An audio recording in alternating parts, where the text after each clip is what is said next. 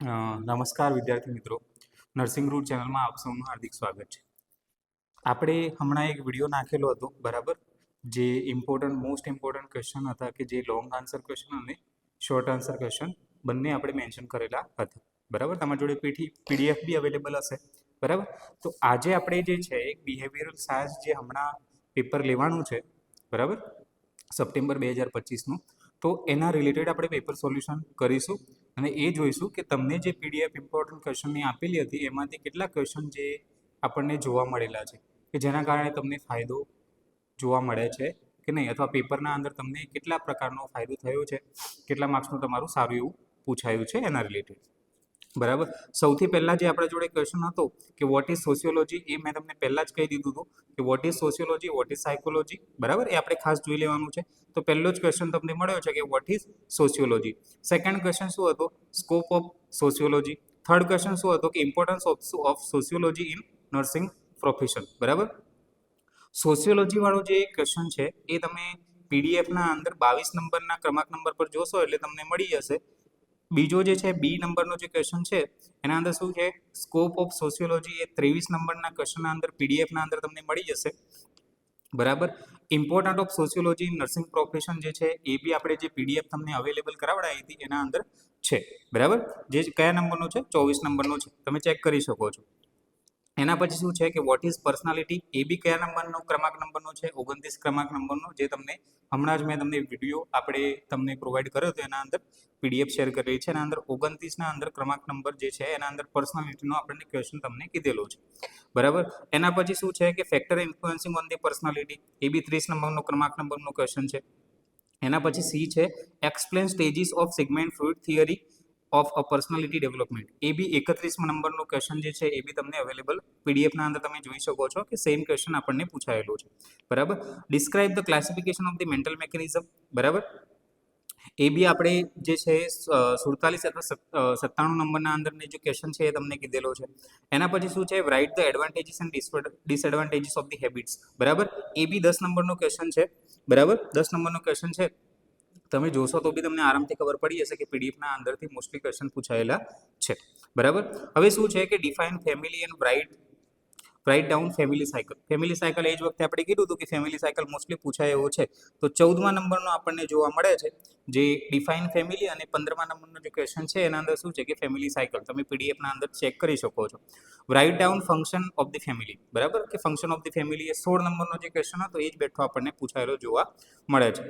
હવે શું છે કે ટાઈપ્સ ઓફ મેરેજ, એ બી તમે અંદર મેન્શન પીડીએફના અંદર જોઈ શકો છો, અથવા આપણે જે પાછલો વિડીયો જે છે એના અંદર તમે જોઈ શકો છો કે મેં તમને એ બી મેન્શન કર્યું હતું કે ટાઈપ્સ ઓફ મેરેજ અથવા મેરેજનું થોડું ઘણું તમને નોલેજ હોવું જોઈએ કે જેના અંદર ટાઈપ્સ ઓફ મેરેજ આવે છે, મેરેજની ડેફિનેશન આવે છે, પૂછાઈ શકે છે, બરાબર.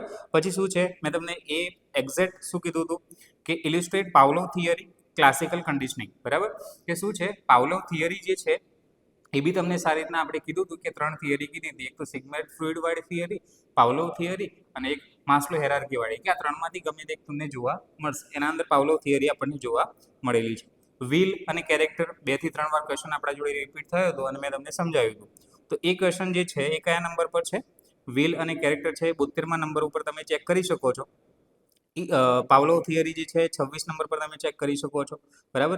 પ્રોસ્ટિટ્યુશન વાળો ક્વેશ્ચન છે, બરાબર, એ બી આપણે અંદર મેન્શન કરેલો છે. પછી ટાઈપ્સ ઓફ કોન્ફ્લિક્ટ જે છે એ 46 નંબરનો ક્વેશ્ચન છે, એ બી તમે ક્રોસ મેચ કરી શકો છો, બરાબર. Errors of the perception, error વાળી થિયરી આપણે કીધી હતી 109 નંબર પર તમે ચેક કરી શકો છો.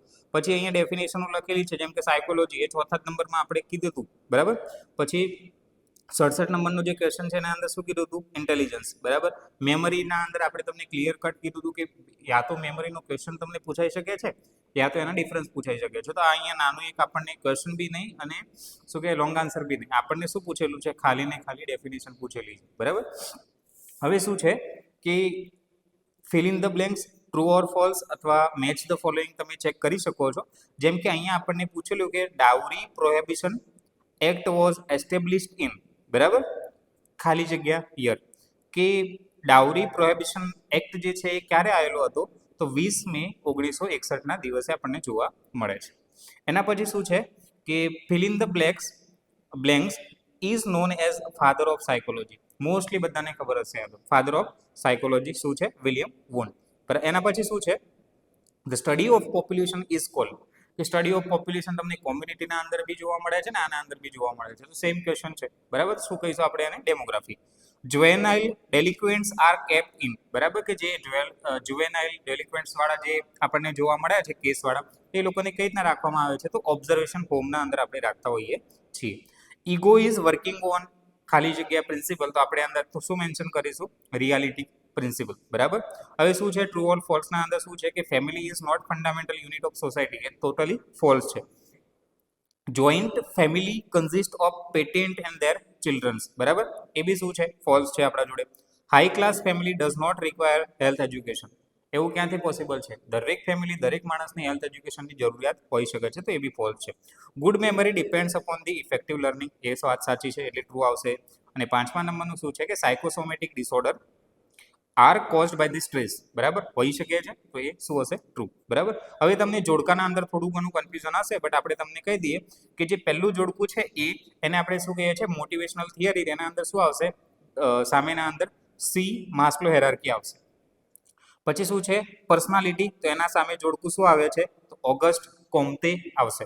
એના પછી શું છે કે રેશનલાઇઝેશન જે છે સીના અંદર પૂછેલું છે, તો એના અંદર શું આવશે? એ સોર ગ્રેપ્સ આવશે, બરાબર. સાયકોસેક્સ્યુઅલ થિયરી જે છે એના અંદર શું આવશે? સિગ્મન્ડ ફ્રુઇડ આવશે, બરાબર. પછી ફ્રસ્ટ્રેશન જે છે એના અંદર શું આવશે? અનએમ્પ્લોયમેન્ટ આવશે, બરાબર. તો આ રીતના તમારું પેપર સોલ્યુશન આપણે થઈ શકે છે, બરાબર. તમે લોકો માર્ક્સ ગણો, તમારા માર્ક્સ ટોટલ કેટલા થાય છે કોમેન્ટના અંદર મેન્શન કરો, બરાબર. અને આજે બની શકે ત્યાં સુધી આપણે એક નવો વિડીયો આવે છે ફંડામેન્ટલ ઓફ ધી નર્સિંગ, જે કાલે મોસ્ટલી સાંજ સુધીમાં આવી જશે વિડીયો, તો તમે સર્કિટના ચેક કરી શકો છો, એક વખત રિવ્યૂ કરો, બરાબર. અને આપણે ઘણી વખત જોતા હોઈએ છીએ કે ભાઈ કોઈને કોલ કરીને પૂછવું પડે છે કે ભાઈ ઇમ્પોર્ટન્ટ ક્વેશ્ચન કયા કયા મને કે, બરાબર. એના કરતાં બેટર છે કે ખાલી 10 મિનિટનો 15 મિનિટનો જો તમારા જોડે વિડીયો આવી જતો હોય તો એટલો ખાલી 15 મિનિટનો તમે વિડીયો જોઈ લો, બરાબર. એના પછી લાસ્ટમાં તમારે શું કરવાનું રહે કે જેટલા જ ઇમ્પોર્ટન્ટ ક્વેશ્ચન મારે રિવ્યૂ કરવાના રહેશે, ને એના અંદરથી ક્વેશ્ચન મોસ્ટલી પૂછાતા જ હોય છે અવારનવાર, ઓકે, કેમ કે રિપીટેડ ક્વેશ્ચનો મોસ્ટલી હોય એટલે, ઓકે. તો આટલી વસ્તુનું ધ્યાન રાખો, તો આ રીતના સપોર્ટ કરતા રહો, ઓકે. અને ધ્યાન રાખો, કાલના પેપર માટે બધાને બેસ્ટ લક. Thank you.